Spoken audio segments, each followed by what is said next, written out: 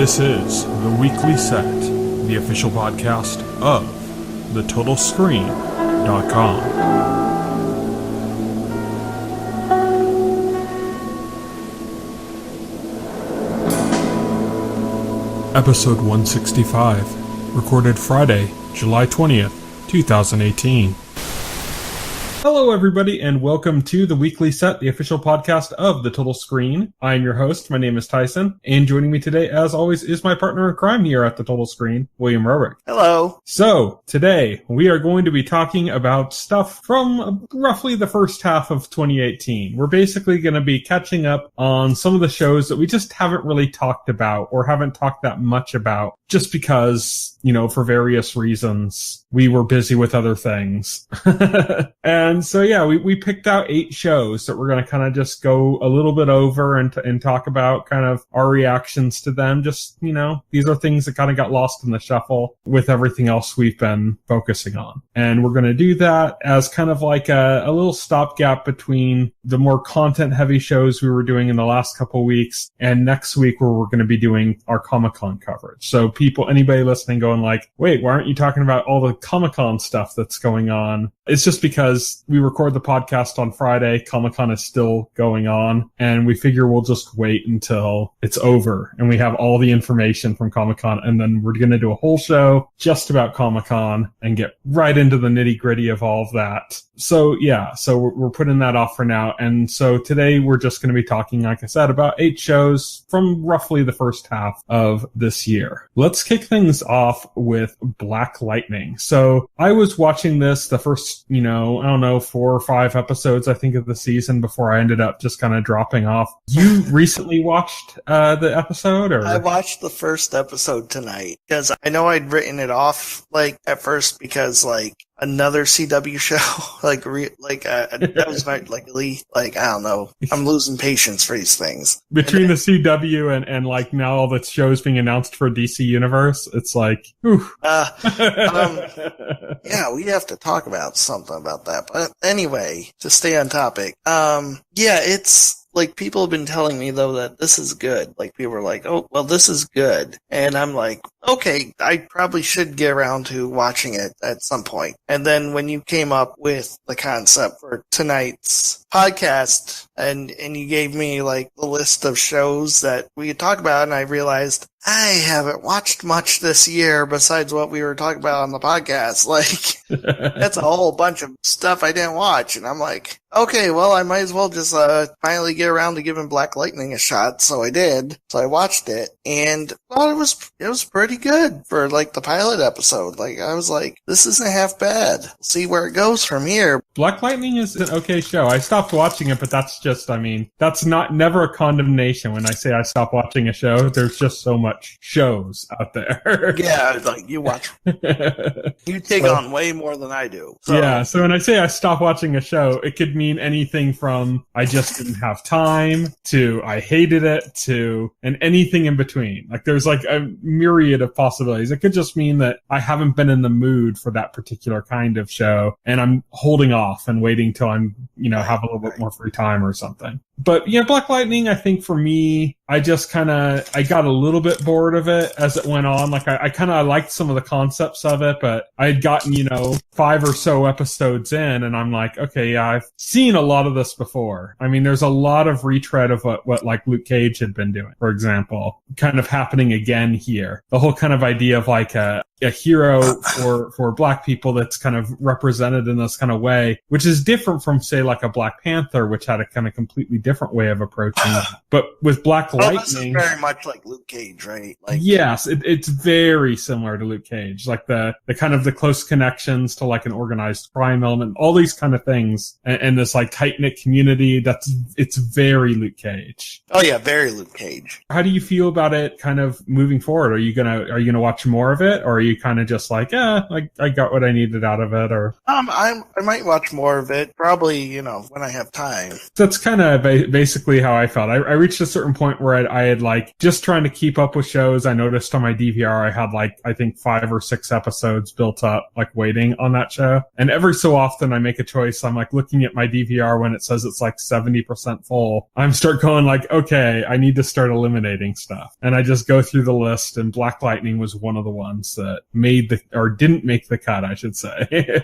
Was cut, but didn't make the cut. So that's Black Lightning. Let's move on to the next show on the list, which is Preacher. So Preacher is having its 3rd season. It's only, I think 4 episodes in so far into its 3rd season. You don't watch Preacher at all. You haven't watched the first season or any of it. I haven't watched it past the first episode. Okay. I really dug Preacher, especially like in its first season. I think it was really good. It had a few spots that felt like a little bit stretched out, that I wasn't too kind of fond of in the first season. Second season, I started to kind of drop off a little bit on it. Like I really liked the beginning of the second season, but then it just kind of like hit a wall almost. Like it was still good. It wasn't giving me the Preacher that I needed. Like it wasn't as weird and as excessive as it had been earlier in the season or like it had been in the first season. So I'm really happy to say season 3 is back to like full on weirdness, like lots of just stuff going on.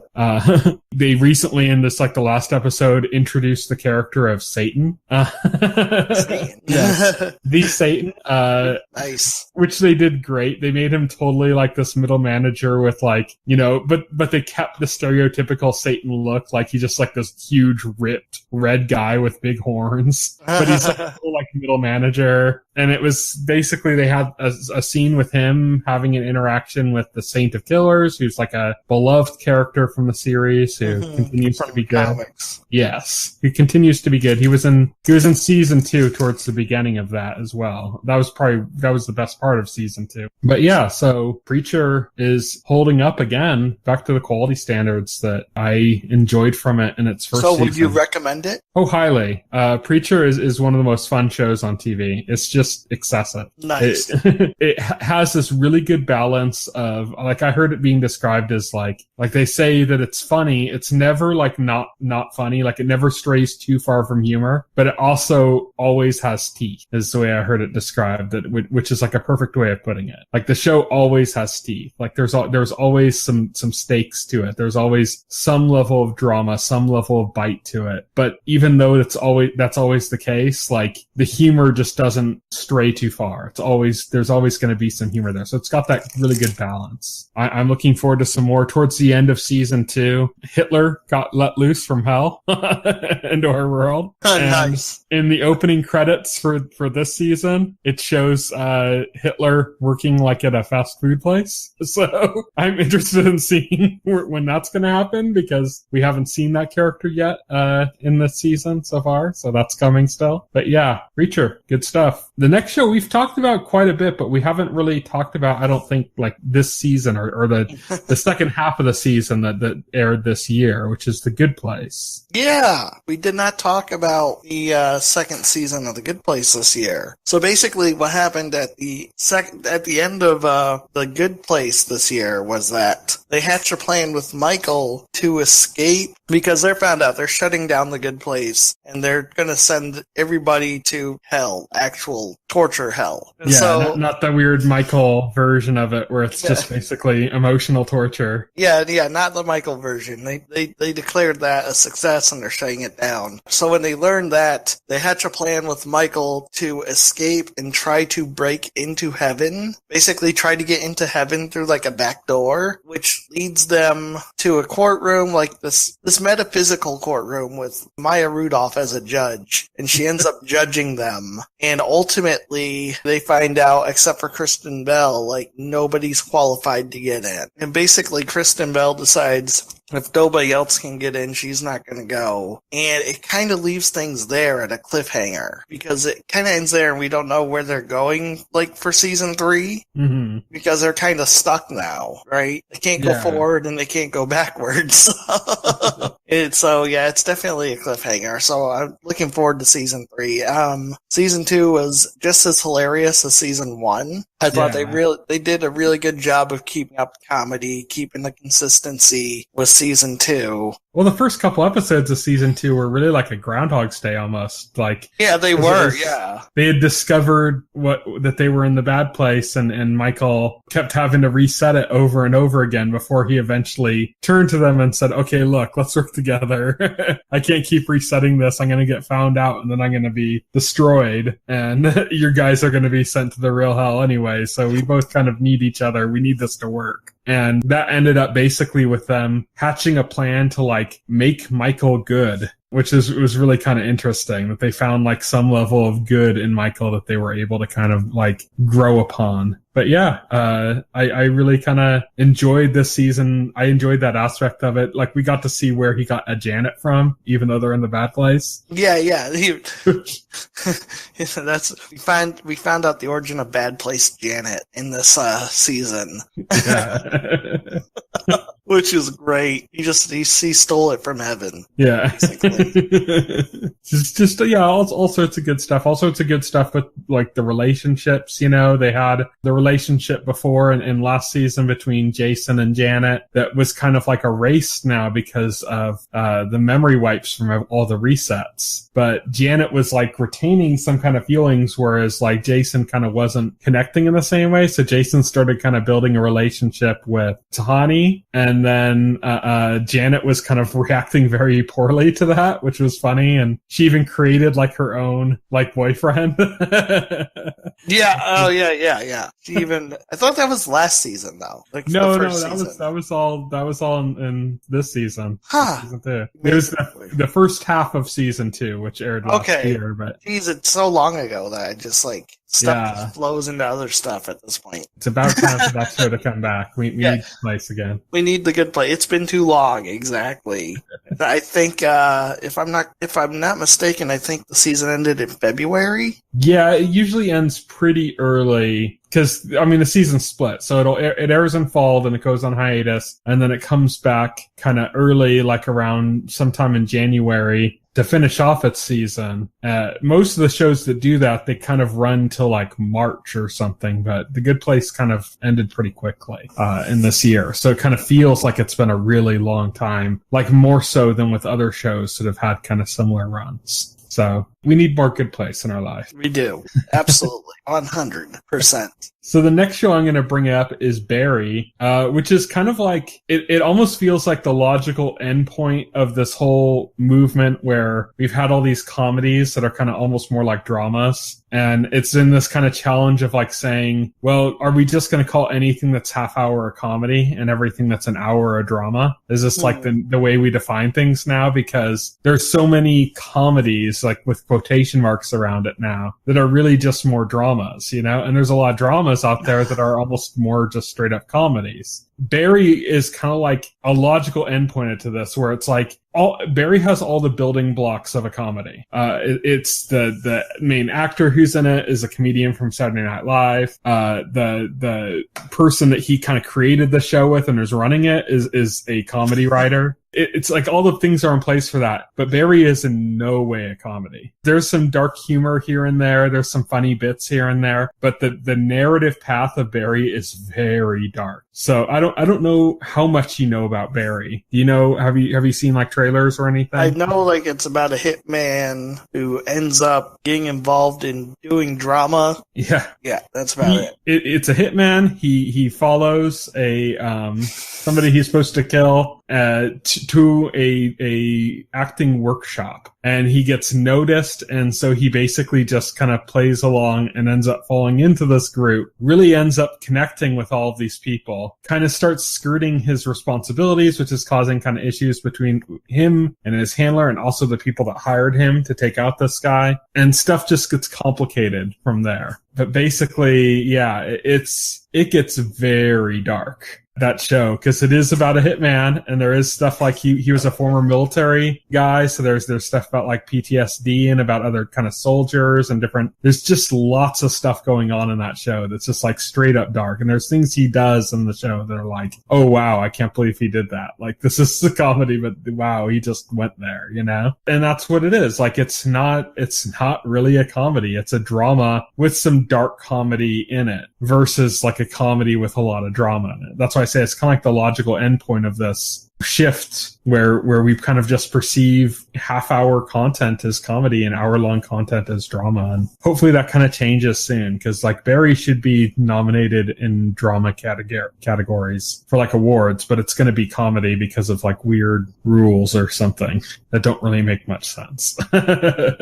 So that's kind of why I wanted to bring up Barry. Not to say much else. It's a great show, though. I'd probably say it's one of the best shows of the year for me, of the new shows. Nice. So next one we're going to bring up is another show that we talk a lot about on here, but we haven't really talked about recently, and that's Unbreakable Kimmy Schmidt. So we've done like full podcasts where we've talked about a season of Unbreakable Kimmy Schmidt, but this year it kind of dropped around the same time as like Luke Cage and Glow and all these other things, and right as we were coming to the end of like Westworld and Legion and other shows that we were covering. So it just kind of came at like the worst possible time, and we were just like, okay, we can't really discuss much of it here. It was also like a half season split, so it was like, are we really going to try to just kind of cover half a season with like a podcast or something? And so it just kind of ended up missing the boat this year. And also I don't know if there's really much to talk about.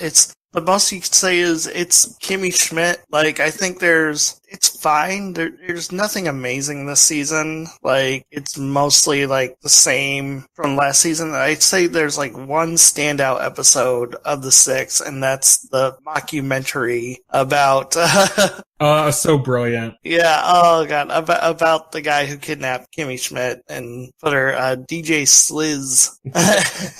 I don't think which is callbacks as well as Unbreakable Kimmy Schmidt. I know, which like the DJ thing they take from like a one-off joke from like the very first episode when they were talking about this guy, because the one-off joke is just one line. They just call him Durnsville's worst wedding DJ, and it's one line, and then somehow they just take that and they make that an episode of the show. It's amazing. This whole documentary about him and about the whole case. I think the thing that was cracking me up throughout this episode, I was just laughing hysterically every time they would cut to the stock footage with Titus in it. Because that had been referenced earlier in the season. Yes, that he had taken these TaskRabbit jobs or done these jobs, and he was like, I did these stock footage, I don't know what all this is for, you know? And then you found out it was all for this documentary. It's all for that documentary. I mean, that episode was brilliant. I mean, holy cow. And then there's like one part where Titus is like Kimmy Schmidt or something, because he's dressed up, and he goes in a bunker dress. He's in the bunker dressed as Kimmy, and he goes, "I'm Kimmy." And then she just looks at him like how can you not know? And he's just like, please, you know, something. I need the money. Unbreakable Kimmy Schmidt, if nothing else, like I said, they're the master of the callback. They'll set things up. I actually, when I went to Lake Havasu to visit my father for his birthday and for Father's Day, and I knew my sister-in-law would love this show, and so we had a point where like everyone was just kind of relaxing. He said, "Hey, let's watch something," and he said, "Oh, you know what? You guys would like this." And so we put on Kimmy Schmidt, and we put on like the first episode. And even back just in the first episode, there was a scene where Kimmy like lets this horse loose, a tour horse that they use in like Central Park or something. And it was connected on a carriage, and she let it loose. And she gets to a point where she's like at her worst point, you know, and she had like somebody had stolen her backpack and everything. And she's outside, and the horse just walks by her. Like, it doesn't stop on it. It's just something that just kind of happens. Like, they could have completely cut it, and it wouldn't have changed anything in the scene. But it's just hilarious that it's there. It's just a callback. Yeah, it's hilarious. Yeah, and that's what Kimmy Schmidt, like that show, is so good at. That's like, yeah, like it does like the zany humor very well. Yeah. You know? And you'll see things and it builds because you see things that happen earlier in the season, and it's just kind of like you said with the kind of the DJ thing that happened all the way back in like season 1. It's kind of like a one-off joke, and then it like builds upon that. Like in the background, you'll see like little elements and references to that same thing again and again and again. It just keeps building. And in this case, it built all the way to this like documentary that started out as this guy looking for this DJ that he had met when he was a child that had influenced him to become a DJ himself because he was like getting married. There's like a total like stunt marriage. So it's this weird like heartfelt documentary about finding this DJ that meant so much to him in order for him to arrange this stunt marriage. And then it just changes shape into him, like, finding out that the guy's in jail and then, like, trying to defend him and getting involved in, like, this, like, men's rights kind of stuff, like, movement. Yeah. The men's rights guy. Yeah. He lives with his mom and he lives with his mom. Just hates women, yeah. Anytime. And yeah, it just kept building to that. And then that, even after that episode was over, like those characters that were introduced in that episode were still there. That men's rights guy continued to be in the show from that point on, which is really funny. So yeah, that was an Unbreakable Kimmy Schmidt, continuing to be hilarious. And we only got half the season, so we still got another half coming in January. But then that's it. That's the end of its run, and we might get a movie afterwards, like a Netflix movie, but ending on its own terms. Apparently, you know, that's always good when a show can do that. There's a few shows that are ending like in the next year, like that. Crazy Ex-Girlfriend, same thing, ending also, I believe, on its 4th season. So. But yeah, some shows ending on their own terms. Unbreakable Kimmy Schmidt just didn't get a chance to talk about it much with everything else going on. Yeah, exactly. Not only that, but it wouldn't have gotten much of an episode. Like, yeah, it's hard to mine a lot of conversation from that. I think this is the most we would have gotten out of it anyway, because it's like 6 episodes, and yeah, it's hard to mine. It's not like a show with like a deep plot or anything that you can like guess what's going to happen next. I mean, because what's going to happen next on Kimmy Schmidt? Oh, it's something wacky.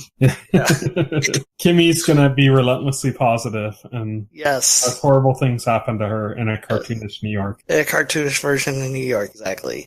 Just going to be Kimmy Schmidt, and it's just going to be funny, and it's going to suck when it goes, but as they're less and less. We get something else from Tina Fey that kind of carries on. There are less and less comedies coming out that are really great. And the best comedies coming out aren't really comedies, like I'd mentioned before. Right, exactly. So yeah, it's sad to see whenever like a true comedy that's just like hilarious and comes to an end.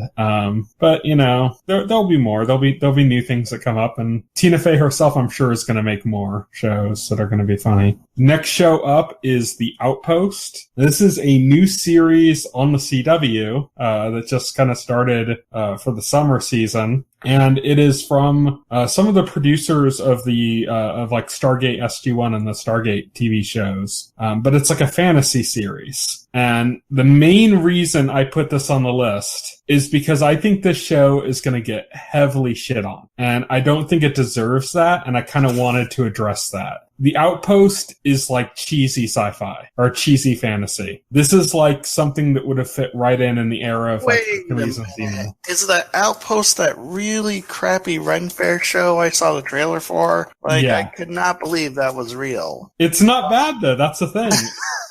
Really? That's the thing is that this show would have been in place with like Hercules and Xena and shows like that. Right. Now the thing is, the thing about Hercules and Xena is those shows were both very much tongue in cheek. Kind of embraced the fact that they were corny. This is too. Okay, so I thought this was attempting to be serious, it does have a more serious tone than like Hercules and Xena did, like outwardly. But there is some tongue in cheek there too as well. Like they're aware of their budget. They put in some kind of like cheesy sound effect bits. There's some like set pieces that could have been better that they've clearly just like they're not trying to pretend they're Game of Thrones, right? No, not at all. That's not at all. Like, this is the closest thing I could kind of compare this to. And it's from the same people that made, like, Hercules and Xena. It's from, like, Renaissance Pictures who did that. It's similar to, what was that show called? Was it Legend of the Seeker, I think it was called. That was on, like, a while ago. And it kind of felt like, oh, this is like a Hercules and Xena style show, except a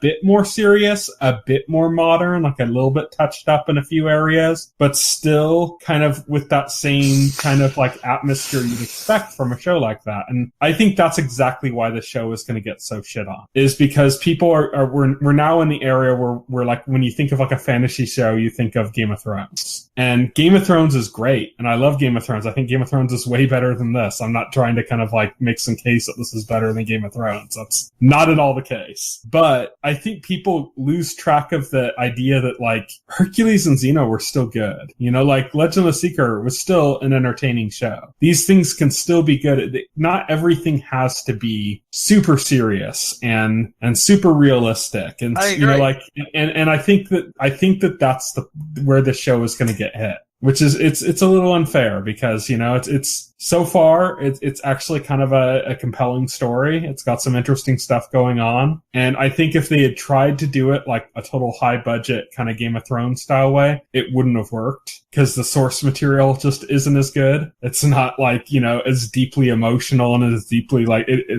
there isn't that heavy lore to it that like Game of Thrones has. It's just kind of like it's the kind of like light fantasy novel that you would pick up in the 90s. It would have a cover with like really ridiculous art on it or something of like elves like riding on horses with a dragon behind them or something. You know what I mean? And it's like, how do you do source material like that on TV? Well, you're not going to be able to do it like Game of Thrones because the source material is not going to hold up. You're not going to be able to write it like that. You're not going to be able to make it as dramatic and as meaningful as that. Right, exactly. But you could still make a fun little show, fun little adventure. And that's what this is. Okay. As long as, because... It's not super tongue-in-cheek like Hercules and Xena. Like, so it's not as, like, you don't go in expecting, like, weird musical cues and weird looks at each other and stuff like you would have on that. It's not that overt, but it is just kind of like an adventure show from that era that just happens to be made now. Okay, well, nice. I'll have to give that a check out. So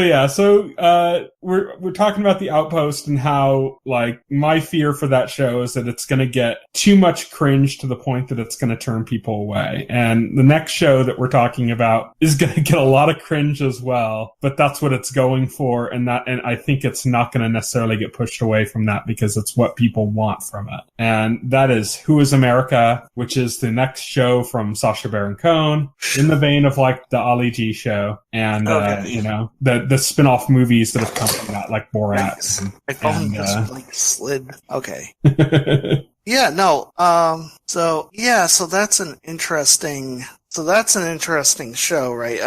Well, here's the thing. I only watched the first episode so far. I think that's all it's out so far. I think that's all it's out, yeah. But I only watched that, and it's typical, like, Sacha Baron Cohen, like, stuff for, like, the first half of it. Like, it's nothing, like, super amazing. He has a silly bit with Bernie Sanders. And then he has, like, this other bit where, like, he's trying to troll this conservative couple, but they're just being way too open-minded for him to get anything out of it. Like, I was, like, actually shocked, Like, they kind of lasted pretty well, and you also got to give some credit to Bernie Sanders for lasting. Yeah, you gotta give credit to Bernie Sanders. I think most of the failure for the first half of the show is just because he can't get a rise out of any of his subjects, no matter what he tries. Like, it's pretty odd to actually see in a Sacha Baron Cohen, like, where like, he goes to this art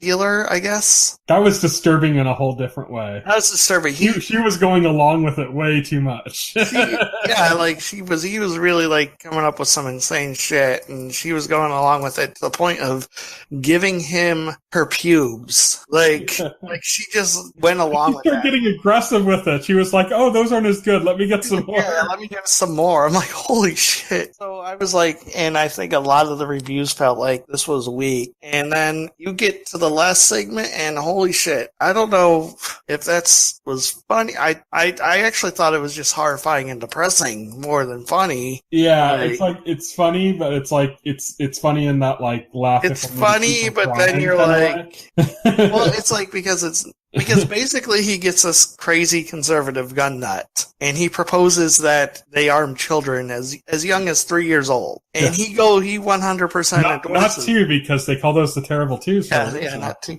But he 100% endorses it. He's all in on this, right? And at first you can say, okay, it's this crazy guy, right? He's not even a congressman. He's just some crazy Republican gun nut that oh no. So he goes to propose it to Congress, and I just assumed that like they'd all just instantly like turn him away or tell him to fuck off or whatever, No, they're all the real Republican senators, congressmen, people who are real people actually serving in our government right now, endorsing a plan to arm. Saying this is awesome. This is great. We need to give 3-year-olds guns. Absolutely, this is amazing. Only like one guy he talked to would not endorse that on camera, but like when the cameras are turned off, he was probably like, "Oh yeah, bro, awesome." I just know it. But only one guy, but like he actually says like, "Oh, you think you're gonna get just to say something on camera," and then the next shot is Trent Lott endorsing it on camera with a litany of others, and it's really sobering and depressing. Like how like I knew like Republicans love. I just never knew the depths of the depravity here, and they even like joke, "Oh, liberals would hate it." Like normal functioning people would hate it. You are not normal. It's not liberals. It's normal. You are not normal. Fuck. Goddamn. Yeah. Even conservatives should not like the idea of arming a 3-year-old. Exactly. But like he even slips in like he's like, "Oh, and my son, my late son, he died doing what I love," or something. And the guy he's sitting with after that reveal just kind of like no reaction. It's like there's no like, "Oh, condolences," or something. That like no like, "Oh, how did that happen?" or no like twinge of like suspicion of like, "Oh shit, your son died from gun violence," or something. Nothing. Just kind of just could not even give a shit that he just heard that somebody's son died or something. Yeah, not 2 shits, Which is just kind of scary in like its own right. And then I think the exciting thing about this show is like you might think after an ending like that, after not too good of a start, that just kind of means that the show doesn't have a lot of gas moving forward. But we know for a fact, because there are 2 high-profile figures from the Republican Party who are both like filing lawsuits and making arguments against Sacha Baron Cohen because they were tricked. Yeah, they were tricked. For the series. God, they were tricked. But yet nobody made you go on TV and endorse giving guns to kids. Like, he suggested the idea, and then you said, "Yeah, awesome, bro." Like, you had every chance to say, "That's horrible. Why would you suggest such a thing?" You were not tricked. Unless you're just that stupid that you just agree with whatever proposal anybody, like, comes at you with, like, instantly. And to the people that feel like they've been tricked, that they feel like they've had one pulled over on, we have not seen on there yet, and that's Sarah Palin and Roy Moore. I can't wait. See what insanity. Or maybe, I don't know, maybe I'll just be more depressed, like, after I see it. Like, thank you, Sacha Baron Cohen. Like, I do a good point I saw made about this. It's heavy. That I completely agree with is that the current era that we're in right now, we have a lot of like kind of right-wing trolls that are kind of doing similar things to what Sacha Baron Cohen used to do. And it's like on the left kind of felt like almost undefended in that way. And now it's like Sacha Baron Cohen is like, come in. It's like he's our troll. Here comes our troll to even the odds again, And he's going to expose some horrific shit from some of these people. Yeah, he sure is. Through his 4 new characters. So far, critical reception, like, they panned this. I don't know how anybody could watch that last part and not be freaking blown away. Like, I haven't seen, like, it's weird. I haven't seen too much outrage or anything about that. Even like, it's weird. It's like almost like it didn't happen. I've seen some, and it's just that I think just nobody thinks unless that people think that, or unless people don't think it's real, or they just don't think it matters. Like, he hit up some fringe politicians that are holding office. And Trent Lott is not a fringe politician. Like, he's one of the mainstream Republicans. Yeah, but he's a Republican that's nowhere near the middle. Right. Like, he's like a far right, and I think that's what people's reaction is that these are people that are not going to, like, they're not going to have any shame for it. So it's like, you can't like put shame on these people. They don't have shame. So I think that's kind of the reception people had. Like, it's very much the same thing that you had. Like, they're not going to be posting about outrage about these people because they're too busy just feeling sad that this is just a reality, Yeah. Or just sad that this is life. Yeah, this is America now. So, from that depressing note, we're going to move on to the last show that we have on our list here. And this is one that we had, at one point when we were looking ahead at our schedule about what we were going to schedule for podcast stuff, before we I think it was before we knew the release date of Castle Rock, which is going to be our next like main show that we discuss on the show. We had considered putting Cloak and Dagger on there, just because there wasn't really anything else at that point, and Cloak and Dagger is a Marvel show. I know you were pretty resistant because you're like, oh, this is freeform. They're going to ruin this. Yeah, I did. And also, like, kind of getting sick of all these shows, like, too. It's also that. Yeah. It's just, maybe I just want an excuse to not have to watch one more superhero show. Yeah. Cloak and Dagger is surprisingly good. I went in a little open-minded. I went in kind of thinking like, okay, I'm definitely going to watch a few episodes of this, even if it's bad. I'm just going to watch a few just to kind of get them under my belt and then stop. And I kind of had the suspicion that this was going to be the kind of show that I'd watch and I'd be like, oh, it's okay with, and eventually it would start piling up on my DVR and I'd get rid of it like I did with Black Lightning and like I have with some other shows. But that's not what happened with Cloak and Dagger. With Cloak and Dagger, I've actually been watching this like week to week. I've been enjoying it. I've been kind of like waiting for the continuation to find out what's happening in the story. It's actually quite compelling. You know what? I actually like it, I think, more than I like The Runaways, which I didn't think was going to be possible. I thought, just when those two series were announced around a similar time period where those two were both announced, I remember thinking like Cloak and Dagger is going to be like, okay, it'll be a Marvel show for the specific audience. That's not really going to be something I'm going to dig. Right. And then Runaways is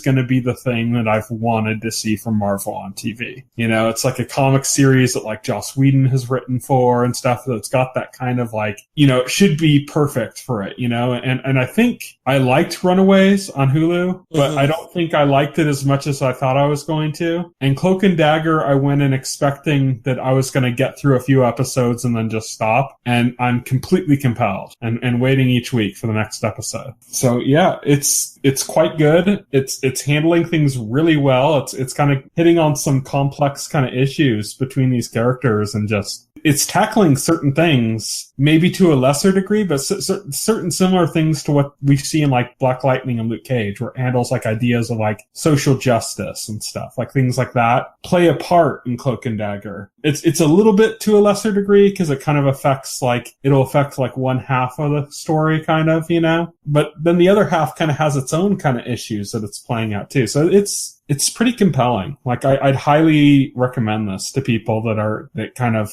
would have written it off otherwise. But this is a show worth taking a look at, a serious look. And it's doing a few interesting things, and it's got a unique setting because this isn't like in New York, and it's not in Los Angeles, and this is in New Orleans. So it kind of like plays in these different things. It doesn't really feel like a superhero show, at least not yet. It's just kind of about these two characters that something's happening. It's more like a mystery show. Oh, okay. Interesting. Like something happened that caused these different occurrences in these people's lives. And then there's this corporation at the center of it. And these two are like, they're both trying to kind of figure out things on their own. It's like, they're not trying to find out who killed somebody or who did this. They know that already. They're trying to figure out why, and they're trying to find evidence. And that's kind of like what's going on. So there's like two separate sides of it. You have the girl, her father died in this horrible event happened that caused this like oil rig to explode, and a bunch of people lost their lives. And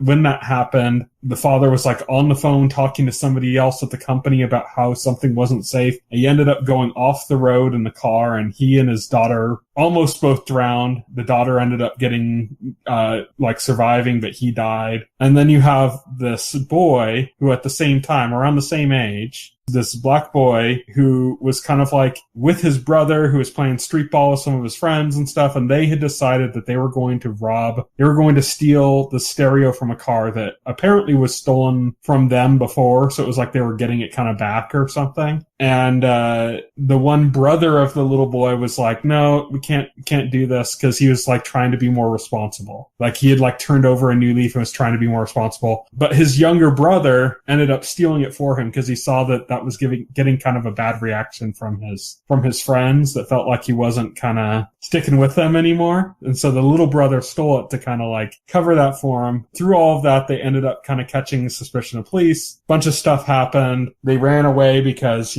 it's not exactly going to be in the best interest of two black boys in the ghetto to just stop everything and throw their hands up when police come after them. Right. That's a lesson we've been kind of learning the last couple of years, especially, that might not be in their best interest. And because of that, they kind of run. As a result of that, the older brother ends up getting killed, and the younger brother ends up like feeling kind of responsible for that. And so you have these two kids growing up in this thing, and the one girl, her father, not only did her father die, but her father has now basically become the scapegoat for everything that went wrong on the oil rig. So she's kind of like lost everything. Her father was like a respected engineer. His name's gone. His reputation's gone. The money they had, because, engineers make good money, gone. So she's basically like now poor and kind of in that position. The kid, it's kind of almost the reverse. Like the tragedy of what happened with his brother kind of like made his mom step up in this very strong way and kind of made all of their lives a lot better, because she stepped up so hard to try to like get, her other son out of the situation so that he wouldn't be at risk of dying again or something. But so he's in a much better situation now. He's going to like a private school and stuff. And so he's just kind of in a better situation. But at the same time, he feels guilty about everything that's happening, or everything that happened with his brother. And so now these two, they kind of cross paths, and then like powers kind of start blossoming in both of them. And the powers seem to be kind of related. And that's kind of what the show's about. So there's like powers and stuff like that, but it doesn't feel like a superhero show. There's no like team. There's no like fighting against a specific crime. It's very personal to the people. So yeah, that's Cloak and Dagger. Surprisingly good. Are you going to check that out at all? Yeah, I think so. I think you should. It's surprisingly good. Like I said, it's not, I think I like it up more than all the DC shows, but that's not saying much, I don't think, anymore. But yeah, that's it for the podcast. Let's talk about what's coming up in the week ahead. Friday, July 20th, 2018, that's today. Outcast is back on Cinemax. Killjoys back on Sci-Fi. Winona Earp back on Sci-Fi. Jimmy, the True Story of a True Idiot on Netflix. Don't really know what that is. And The Pains on the Oprah Winfrey Network is back. Then on Wednesday, July 25th, 2018, our next show of Common Discussion that we're going to be having, Castle Rock, is back on Hulu. And The Burden of Truth debuts on the CW. That's with Kristen Cruick from Smallville. Then on Thursday, July 26, 2018, Swedish Dicks returns to Pop. Yeah, that's a really funny, good show. Yeah. That's got like one of my favorite character actors in it that his name's just completely escaping me now. He was Chernobog in American Gods. Peter Stormare, that's it. Yeah, okay. He's a good actor. So this is like a comedy show with him in it. It's really good. Keanu Reeves was a guest role in the first season for the show. So good show. Then Friday, July 27th, 2018, Orange is the New Black returns on Netflix, and Welcome to the Family debuts on Netflix. So that's what's coming up in the week ahead. Next week, as I said, we are going to be talking about Comic-Con. That's going to be our focus for next week's podcast, so stay tuned for that. And then the week after that, as I said, we're going to be starting up on Castle Rock. We're going to be talking about that week to week. The first week, we're going to be talking about everything that's come out from Castle Rock to that point. Because I think the way Hulu does it is they tend to release like 2 or 3 episodes right off the bat. And then they release another one the next week. And then they release it like week to week, 1 episode at a time. We're going to be a week late, so we'll have like those 2 or 3 or whatever episodes plus the next week's episode. So we're going to have somewhere between like 3 and 4 episodes we're going to be discussing, not next week, but the week after. And then we're going to be talking about it week to week. So 1 episode a week after that point. So look forward to that discussion. If you've listened to this podcast before and heard what we do with like,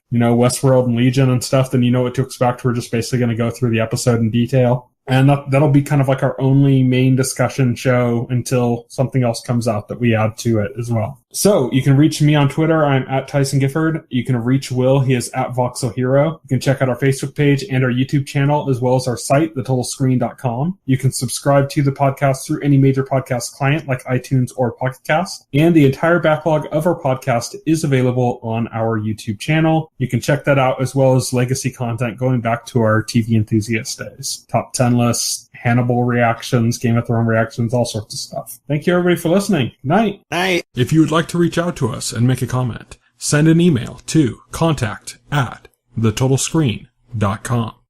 Stay tuned to The Total Screen for the very best.